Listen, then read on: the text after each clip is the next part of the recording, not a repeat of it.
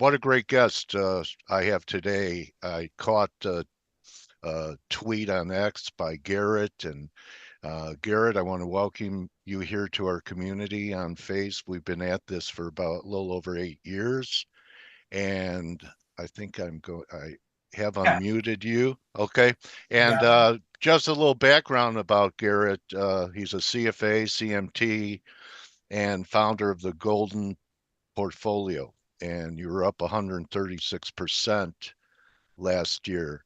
Can I ask you a little bit about your journey, Garrett? Let me take you back in time and say you're in your 20s. What attracted you to natural resource stocks or natural resources?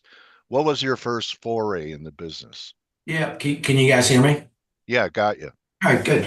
So, I actually I like watching your broadcast because I used to trade derivative arbitrage in the UK and then in Dublin right at the beginning of electronic trading 2000, 2001. Right, we were trading electronic contracts that were trading on the Eurex versus floor contracts and like making money hand over fist. But that arbitrage was simple, went away after a few years. But I'm from Boston. I worked in the Boston financial community for, the mutual fund company, Putnam, Fidelity, Yeah, invest for the long term, everything will be okay. But, I was always like, what if the long term isn't okay? What if, the dollar loses value? What if inflation continues higher? Just kind of Keynesian's long run. So, I got my MBA, CFA, CMT. I'm a CMT as well. So, okay. I understand you guys trading the wiggles. And then I aligned myself with this guy, John Duty, gold stock analyst, started writing fundamental research on, the gold and silver miners and joined up with Stansberry Research and then Yeah, just went independent last year to bring you guys the truth. all right. What a mission. All right, so here's we want the truth about this, Garrett. I've been saying, and I like the miners now. I didn't like them about 4 months ago. I didn't like the fact that, I was taught that the shares should lead the metal, not the other way around, and it just wasn't happening for well over a year. So I say that even precious metal bulls, gold and silver bulls, hate the miners. Everyone hates the miners. Why the disconnect in performance with the miners over the last 12 months with the outstanding performance of gold? You say precious metal bulls or precious metal, stock bulls, like No, show me. no, physical. I mean, everyone who loves physical gold says you should own gold. Yeah. Even they don't like the gold, the miners. Okay. Yeah, yeah, I, yeah. you know what I mean? I talk to guys that I'll are tell in, you why. I will tell you why because there's a couple hard truths regarding investing in a mining company. If you do a discounted cash flow of $1 over 10 years, right? You discount it by 5% every year. You know what the value of $1 over 10 years is? And yeah, so it's discounted. It's not 10, it's 7.7. So 7.7 is the multiple, right? That a gold miner should get because they get a mine. Mine is basically 10 years. At the end of year 10, it's a right. depleted asset. So the miners should be worth seven times 7x free cash flow. They're trading at 6.4x free cash flow, like below terminal value right now. I've never seen a disconnect like this. One of the other hard truths regarding investing in miners is miners are worth the most on day one of production, right? Because as they Okay. mine, they go to from 9 years to 8 years to 7 years. The reserves get depleted.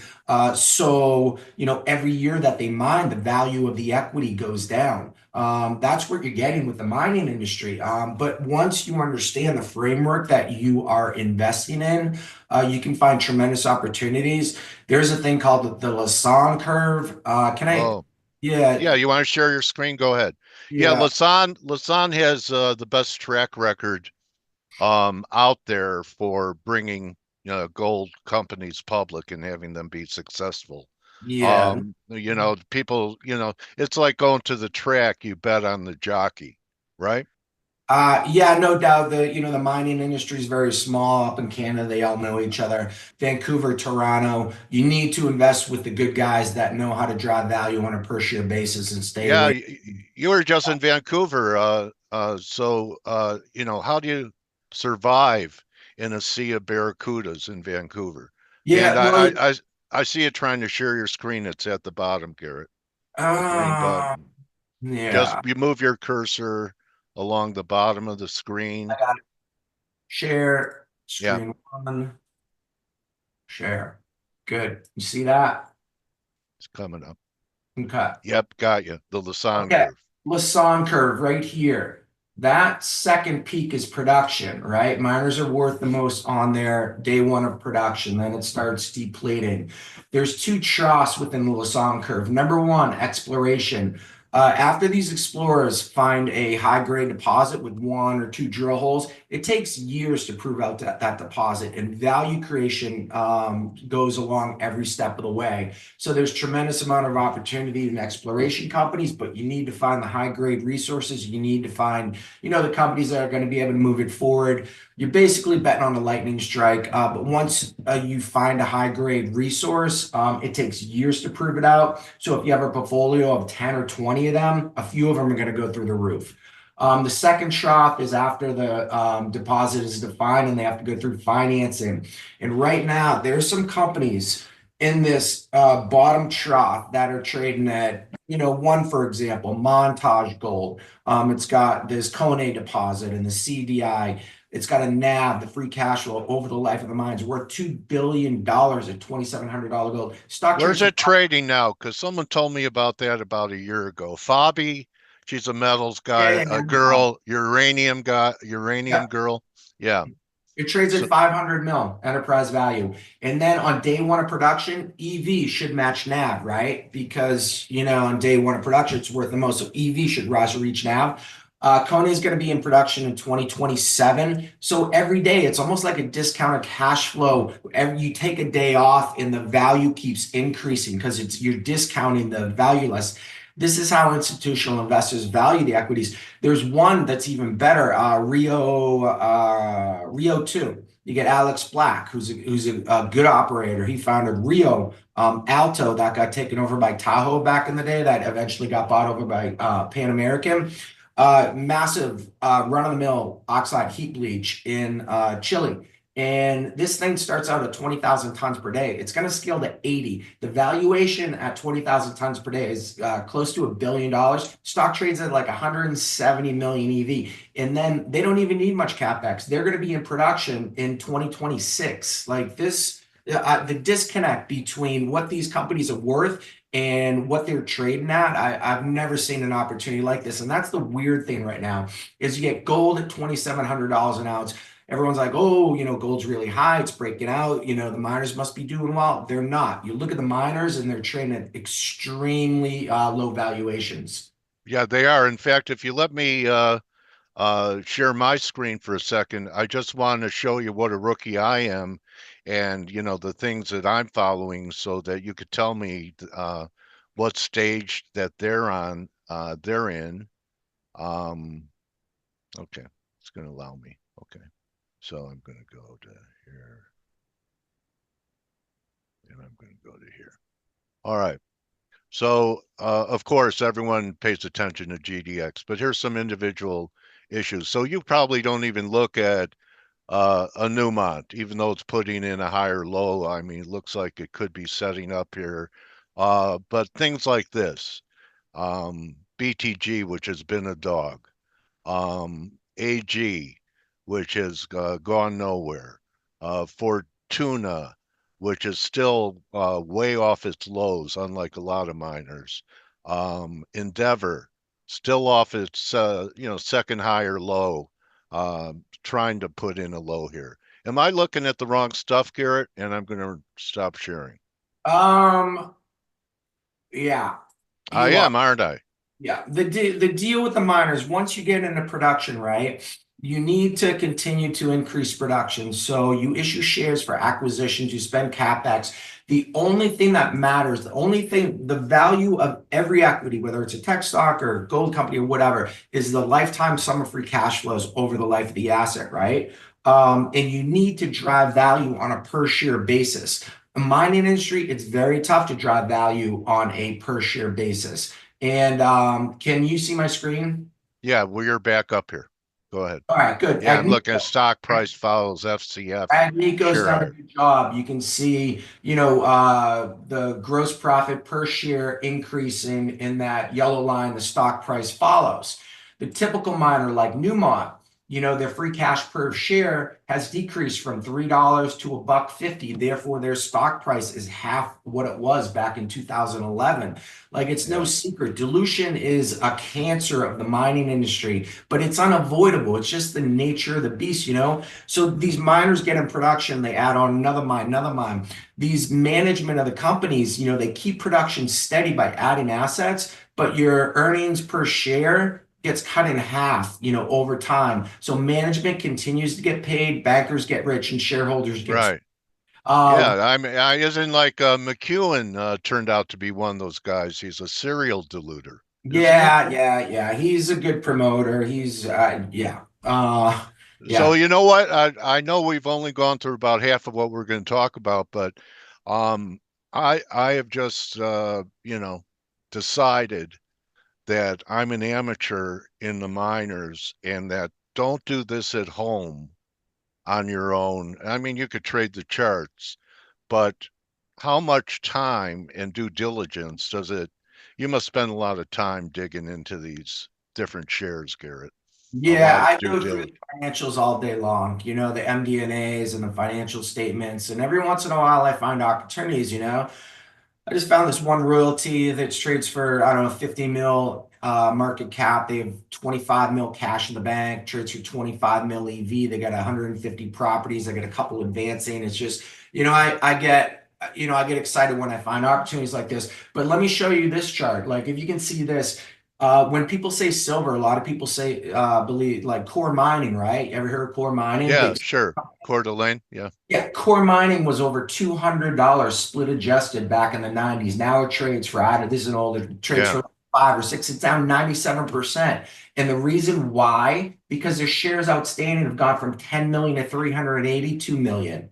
yeah. It's an absolute cancer, but it's unavoidable. You It, need it's their Federal Reserve, putting out secondaries and how do you know when you're getting ready to see a reverse split? Those happen all the time. That's pretty dangerous Well, too, isn't that's the it? ironic thing, right? Like people invest in gold and Bitcoin because, people are worried about devaluation and the amount of dollars going up. And so they buy the miners, and the miners, their share count keeps going up faster than, our Yeah, nation the debt. the M1. Yeah. Yeah. All But right. there are opportunities out there. There are good operators that are able to grow economics on a per share basis. It's hard, but you need to find them. And, that's why I started the Golden Portfolio, to bring people, the companies that can actually do this. What's minimum investment in your fund? It's a newsletter, right? So I have Okay. All three or right. four different products. People can go to Golden Portfolio and subscribe.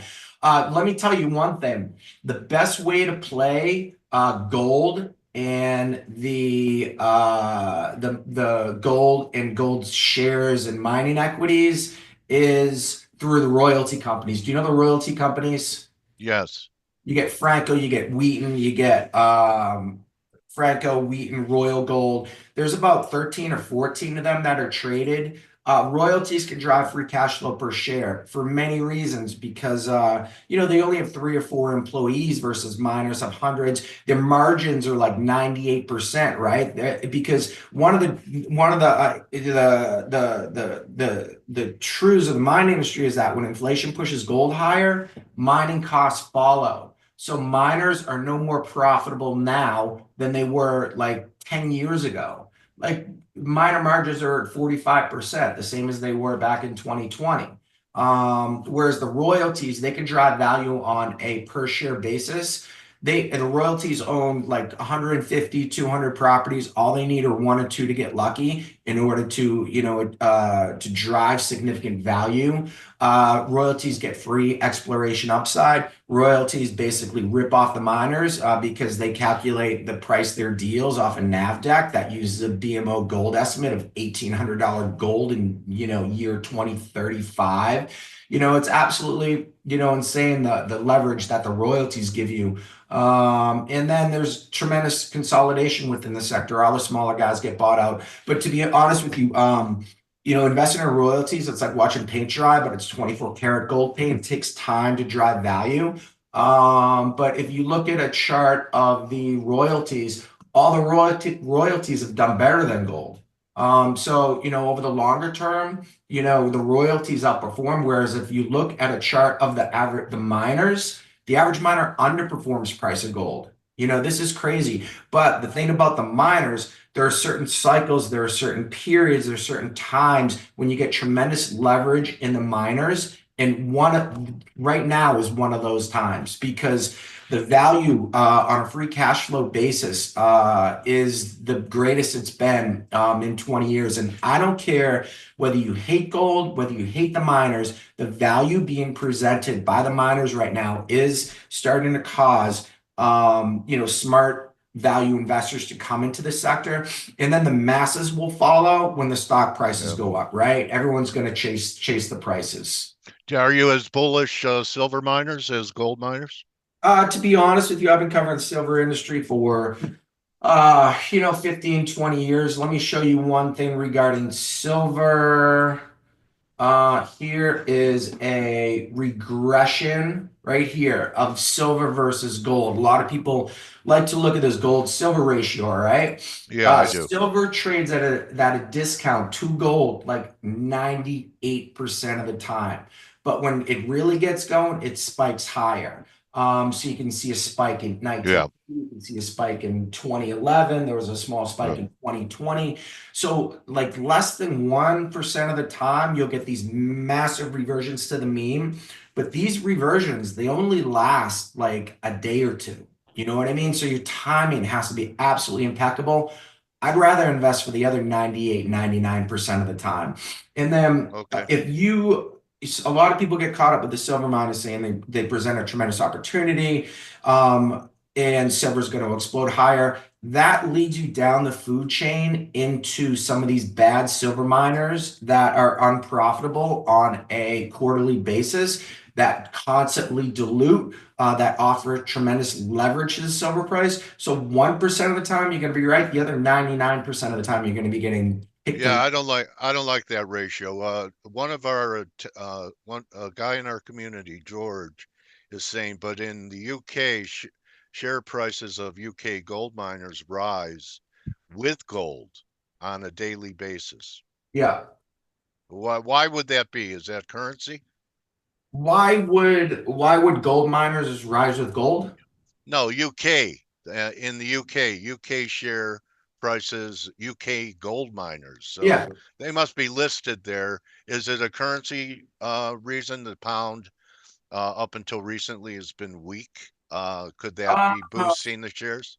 Yeah, perhaps I haven't looked at margins for UK gold miners, but gold's breaking out in all currencies here. And regarding sentiment, like gold's making a new high. It's like $2 or $3 away from an all-time high right here. Right. And like no one's talking about it. No one's in the sector. I see you guys trading, the Dixie, versus Euro and stuff like that. Not, I get it. I've been there. You guys are trading the wiggles. That's fine. I'm more bigger I picture. don't know, George, Garrett, excuse me. Yeah. A move in euro from 102 to possibly 120 down the road, Yeah. a 20% move is not a wiggle. Yeah. I mean, No, I actually think there's a major position developing and it should be a tailwind for what you do, a weaker dollar. yeah. Um, Go ahead. There's no doubt. But like what we're seeing in inflation right now, like what's the inflation rate been over the past like 3 years? Like what are we paying for eggs? What are we paying for meat? Yeah, Like how much has our insurance go up? And I we don't think. haven't seen anything yet. Wait, we have high food prices, and now the grains are bottoming, and they've been in a bear market, and we've still had high food Yeah, yeah, yeah. prices. But I don't think the currencies, the movements you're getting, the currencies reflect the actual inflation rate, and that's why Oh, okay. I'm in gold land, right? Because gold is the canary in the coal mine to dollar devaluation, and I don't I that you get the fiat currency indexes trading against each other, the trading against a dollar that has no inherent net worth. Yeah. So, I'm in a different place, but I totally No, understand. I understand. Yeah. The fun, but making money is the same. Million ways to skin a cat. And don't you think the gold's getting overdone here? I know a lot of guys that think we're in like a five to complete this move that we've had for last year. And what do you do if, say, we get a correction in gold from wherever the high comes in back to 2,400? Let What me would show that you. do? You guys see my screen right here? Yeah, The SPY ETF in gold right here in 2011, there are more assets in the GLD than there were in the SPY back in 2011. It traded a 1.1 or a little bit over 1.1 ratio at the last peak in 2011. Do you know what the yeah. ratio is now? It's 12%.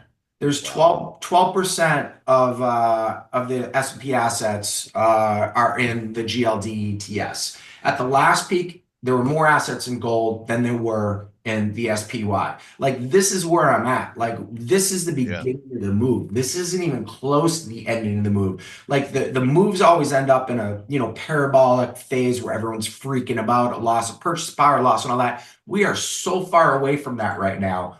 And then here's another one, the GLD ETF.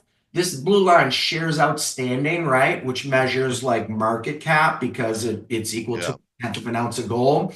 So the ounces, the shares outstanding represented ounces held was at like 440 million shares out at the peak in 2020. This isn't even yeah, 2011. And now yeah. they're down. There's no assets coming into the GLD. And you can look at it on the GDX as well. There's no assets coming into the GDX right here. This is the beginning of the move. We're so far away from like the end run. Like people have no Right. concept. Okay, that's a great point. So there could be a time where the miners are doing well and maybe physical's not doing as well. How about And that? Is that I possible? see gold doing well, and I see gold driving value into the miners. And like I said, I see the value guys starting to come sniff around, come, and I believe the other institutional investors and people will come when the returns are there. Do you know what I mean? Like when Yeah, people, they buy it because it's going higher. exactly. Let me ask you this, if you're willing to share. How about two or three of your strongest convictions, gold shares in your fund? Yeah. You don't Well, want to do it, I could tell by your tone of voice. I got How a lot. about how, Just like how about how about one? no, that's fine. I don't mind disclosing picks, but just the undervaluation we're seeing right here, like You could throw a dart. You could throw a dart. you're picking up dimes for you're picking up dollars for dimes, you know what I mean? Okay. It's just absolutely amazing. Rio 2 you're spending whatever 200 mil for at least $1 billion ounce NAV that's going to scale 4x that no one is What's involved. a symbol for Rio 2? Rio 2, RIOFF. Where's that traded? It's trading in Canada and they got a pink sheet listed in the US. Oh, Pink Sheet. Wow. Well, the volume's a lot of the companies I cover are pink sheets. Yeah. Wow. Okay. Yeah. Man, to me, that's like altcoins. I'm just saying. I mean, No, that you really have to know what you're doing. There's good we're, liquidity and volume yeah, in yeah, yeah. these things. Yeah, Yeah. yeah. Rio, I track it in US and I track it in Canada, make sure the volume's there. But yeah, with the pink sheets, you really got to know what you're doing. And I tear through the financial statements to make sure that I can find value and that it's like really value that's there. But regarding the crypto tokens, like back in the day, the gold explorers, right, used to fly like crypto tokens. Like Yeah. we're gonna Breax. Breax. yeah. Like we're gonna have a time in the near future where these gold explorers are gonna fly again. Like I see, the gold explorers are gonna, take off like crypto tokens. Let me share one thing regarding Bitcoin. This is kind of interesting. Okay. Um, So before you do, explorers are the stage that you're looking at. I've been told by a guy who's real good. Used to be a yeah. mining analyst too.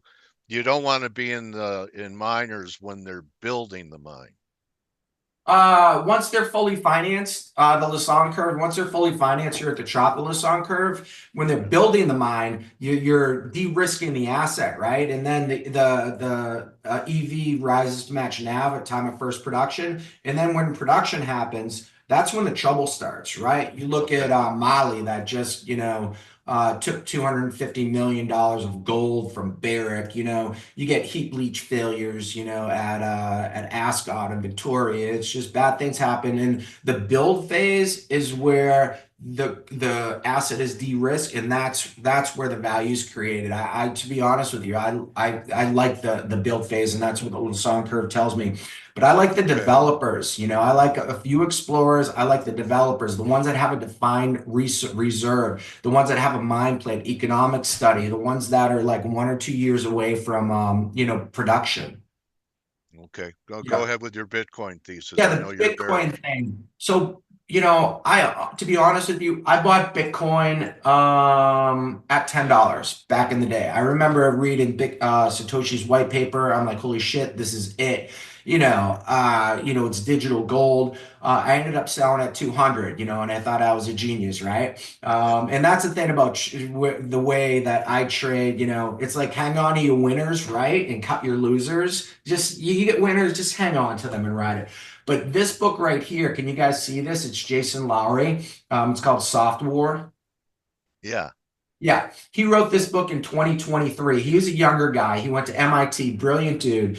He started going hard on Twitter about how, if you start a Bitcoin reserve, this is how war is going to be fought over the next generation. And then all of a sudden he went dark. He ghosted on Twitter 2 years ago because the government started picking it up and the CIA and he's in the Space Force. They told him, to, calm it down. And the policy started to move behind the scenes of the US government. This book is out of print. Hardcover costs like $4,000. This guy's been dark for like 3 years, and now we're getting to the point where the U.S. is going to have a Bitcoin reserve, right? But and everyone knows it. Like that's all everyone's been talking about for the past like month, and now it's Yeah. coming to reality. But this is not the time to buy an asset. The time to buy an asset was when Bitcoin was at 10,000 before Yeah. I know any you're. news, Yeah. right? Now, Yeah. it's like buy the rumor, sell the news. Now everyone's, buying the news. And Bitcoin always goes through corrections of 80, 90%. Freaking MicroStrategy is going to blow up like the biggest Enron you've ever seen when Bitcoin corrects. And And then, you might want to get involved with it then. But, and gold represents the exact opposite. Gold's going all time new highs. No one cares. what a great interview. I'm so glad you granted the interview, Garrett. Really a pleasure to meet you and hear your ideas. And, I've been doing this long enough to know after I talk to someone for 5 minutes if they know what they know. Yeah, yeah, And yeah, exactly. yeah, so, hope to have you back. Best place for people to subscribe, get a hold of you, Yeah, follow you, Yeah, subscribe. go to my website, goldenportfolio.com. I have a free Secrets of a Mining Analyst masterclass. Sign up there and learn more about my products. All right, and follow Garrett on X at his name, at Garrett Goggin. And you know what? You are now, All after right, 30 minutes later, there you go. my trading warrior brother. There you go. I'm with All you. right, Thank all you, right. Garrett. So get really nice meeting you, man. I hope this is your. What I'm telling people is let's have a good decade this year. I know, And right? what, yeah, and what you're Oh, talking about, hey, you know, let could be it. Could let be me say part of what it. let me say one more thing.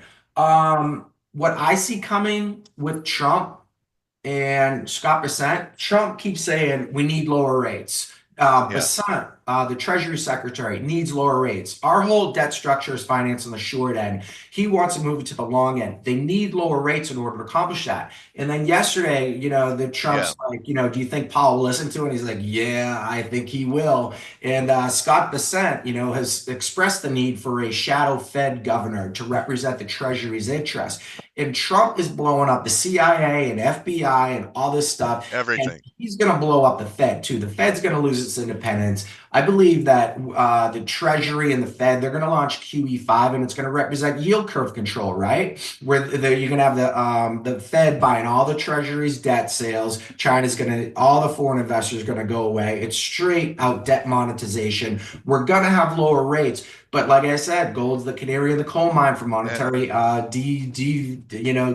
devalue. And gold's going to skyrocket once this QE5 gets announced. And with Trump, all he cares about is making money. As long as people are making money, then everyone's happy, right? He doesn't even care about trading Trump coins and stuff. But the thing is, everyone's going to be making money, but a bottle of Coke's going to be $20 in 3 years. yeah, Yeah. yeah, yeah. I know what you mean. So you have to make money. I'm telling people, tell me what you think about the days of being long the spider and being on the golf course for 3 years are over. Yeah, yeah. Well, the news flow is amazing. For traders, it's Yeah, probably the most fun that we've had in years. you can't be passive. It's going to be a great trading 4 years Tremendous with a opportunities. mercurial capitalist. The Oh, mercurial capitalist. yeah. Anyway, Garrett, great, really Well, pleasure meeting you. Go ahead. all right. You want to wrap Thanks. it? Nice meeting you too. All right. I'll get a hold of you. We'll talk in the spring. Things should be cooking by then. Will do. See you then. Garrett Goggin, everyone, follow him on X at his name. Check out his newsletter.